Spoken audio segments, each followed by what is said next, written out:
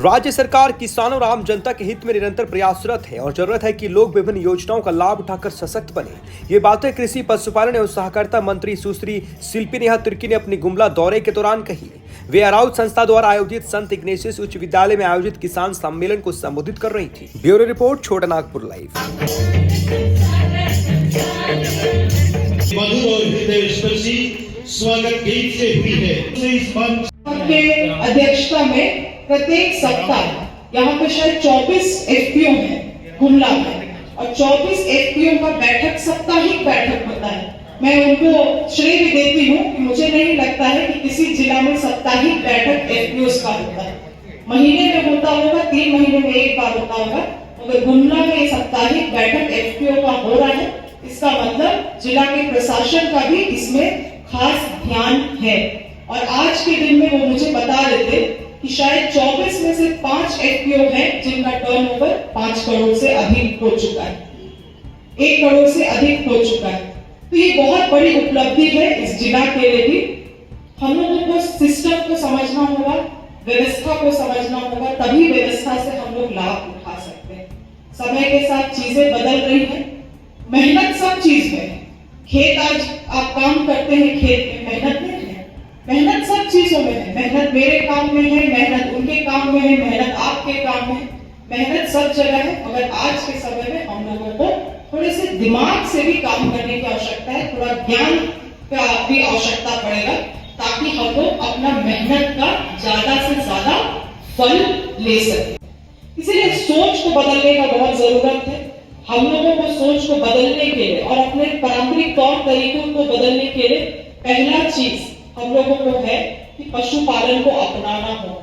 जो वर्ग, जो समाज के लोग जो भी पशुपालन की ओर जा रहे हैं, आप देखेंगे कि उनका आय बहुत ही अश्योर्ड है। उनको जो उनका कमाई है वो होना ही होना है। और मात्र दूध उत्पादन से मुझे मालूम है, क्योंकि मैं ऐसे लाभुकों से हम मिल चुके हैं, ऐसे किसानों से हम मिल चुके हैं। महिलाएं गाय से दूध उत्पादन करके 2 लाख रुपया महीने का कमा रही। उनके बच्चे बाहर राज्यों में अच्छे अच्छे कॉलेजेस में पढ़ रहे। ये संभव हो पाया है क्योंकि उन्होंने अपने सोच को बदला।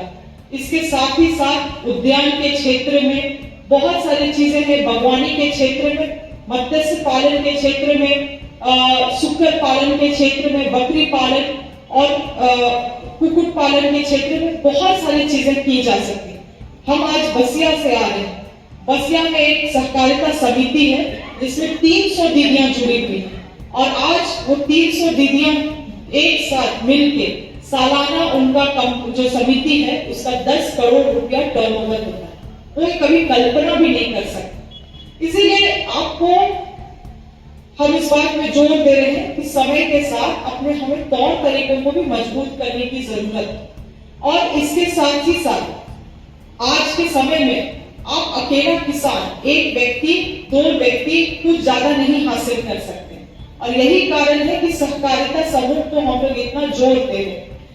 मैंने अराउज के आज बैठक में भी इस बात को कहा है कि जिला के जो सहकारिता पदाधिकारी हैं वो 20 तारीख को आके सरकार जो अराउज के मुख्य लोग हैं उनको ट्रेनिंग देंगे कि किस तरह से सहकारिता समिति का गठन करना है और उसको रजिस्टर करने का क्या तरीका है। जब तक समूह रजिस्टर्ड नहीं होगा, सरकार उसको किसी भी तरीके का लाभ नहीं दे सकता है। मुझे मालूम पड़ा कि ये जो शॉल है ये यहाँ पे ही बनाया गया। इसका मतलब यहाँ पे बुनकर समिति पहले से है, मगर बुनकर समिति को कोई लाभ नहीं मिल रहा है क्योंकि वो समिति आज के दिन में सरकार से रजिस्टर्ड की भी नहीं। इसीलिए इस बात में जोर दे रही हूँ ताकि चाहे वो मत्स्य पालन समिति हो, बुनकर समिति हो या आपका एफपीओ हो, सारी सोसाइटी बना के, किसानों का समूह बना के उसको रजिस्टर करने की जरूरत है। वो एक बार रजिस्टर्ड हो जाएगा तो आपका सारा सिस्टम प्रक्रिया में आ जाएगा, और साथ ही साथ सरकार के द्वारा जो भी ग्रांट दिए जाते हैं उस ग्रांट का भी आप लाभ उठा सकते हैं। आपको बाजार भी उपलब्ध होगा और साथ ही साथ आप जो एक अपना मुंह बोला दाम भी आप ले सकते हैं। आज क्या होता है, आज एक खेत में लोग मिर्चा उगा रहे हैं, बगल वाला देखता है भाई ये मिर्चा उगा रहा है, हम क्यों मिर्चा उगाए, हम गोभी उगाएंगे। उसके बगल वाला देखता है, वो बोलता है हम गोभी क्यों उगाएंगे, हम टमाटर उगाएंगे। उपज कितना होता है? उतना होता है जिसका आप खुद से बोली भी नहीं लगा पाते। जो व्यापारी आपको बोली बताता है, उसी में आपको बेचना पड़ता है कि नहीं? मगर आप अगर 4-5 किसान या 20-25 किसान एक साथ मिल के उगाएंगे एक ही चीज को, मिर्चा उगा रहे हैं, क्विंटल क्विंटल उसका उत्पाद होगा, बोली वो किसान लगाएगा। इसीलिए समितियां इतनी जरूरी, इसीलिए एफपीओ इतना जरूरी। अकेले चना धान नहीं तोड़ता, बात है वही चीज, आपको उसको समझना होगा। इसीलिए समिति में वो ताकत है, एफपीओ में वो ताकत है। इसीलिए शुरुआत हम लोग अराउस को मजबूत करने के लिए और अराउस के माध्यम से किसानों को मजबूत करने के लिए शुरुआत हम लोग यहाँ से कर रहे हैं कि हम लोग समितियों का गठन करेंगे, समिति को रजिस्टर कराएंगे और सरकार के द्वारा जो भी योजनाएं आती हैं उसको हम लोग उस सोसाइटी के द्वारा ही उसको लाने का काम करेंगे।